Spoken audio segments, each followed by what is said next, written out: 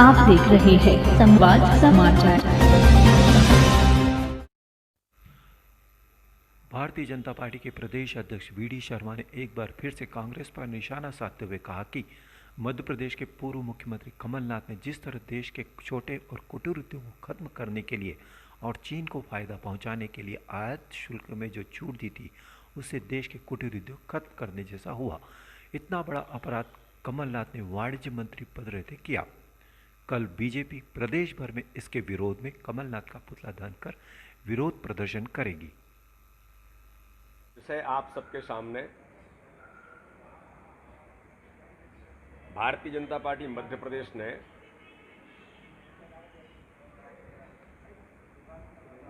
एक निर्णय किया है कि जो कल आपने देखा होगा कि मीडिया जगत में भी और देश के अंदर एक ऐसा विषय फ्लोट हुआ है जिसको लेकर के पूरे भारत के अंदर वो ट्रेंड किया कि मध्य प्रदेश के पूर्व मुख्यमंत्री वर्तमान कांग्रेस के अध्यक्ष कमलनाथ जी ने चीन के साथ जिस प्रकार का डीलिंग किया, दुर्भाग्य का विषय है कि जब वो वाणिज्य मंत्री इस देश के अंदर थे, उस समय चीन के साथ मिलकर के उन्होंने 40% से लेकर 200% तक आयात शुल्क में जो लोगों को छूट देने का काम किया। ऐसे लगभग देश के अंदर 250 उत्पाद जो चाइना के हैं और उसके कारण से देश की जो हमारी छोटे छोटे लोग जो काम करने वाले थे, वो लकड़ी का काम करने वाले होंगे, मिट्टी के हमारे अलग अलग प्रकार के काम करने वाले लोग होंगे, बांस का काम करने वाले लोग होंगे। दुर्भाग्य है कि बांस की ड्यूटी को 10% जो लगती थी उसको 3% कर दिया। और हमारे बसोड़ समाज के ऐसे जो मित्र हैं, हमारे इस प्रकार के छोटे काम करने वाले जो लोग हैं, जिनका आज आप देखते होंगे कि पूरे देश के अंदर अगर इस प्रकार की जो छोटे काम करने वाले लोग मध्य देश के अंदर जो खत्म हो रहे थे, उसके पीछे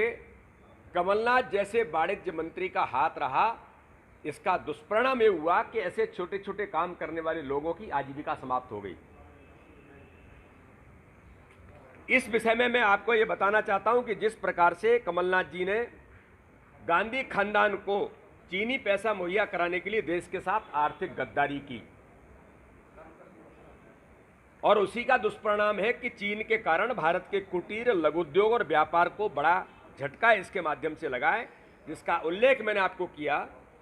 कि हमारे देश के गांव-गांव तक मिट्टी, लोहा, लकड़ी आदि पर आधारित लघु उद्योग जो थे, कमलनाथ की इस हरकत के कारण तबाह हो गए।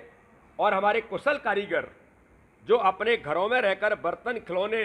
दौने, पत्तल, कृषि उपकरण, घड़ियां, डायल, अगरबत्ती आदि बनाने का काम करते थे, वे अचानक बेरोजगार हो गए। इतना बड़ा अपराध जब वो वाणिज्य मंत्री थे तब उन्होंने इस देश के अंदर किया है।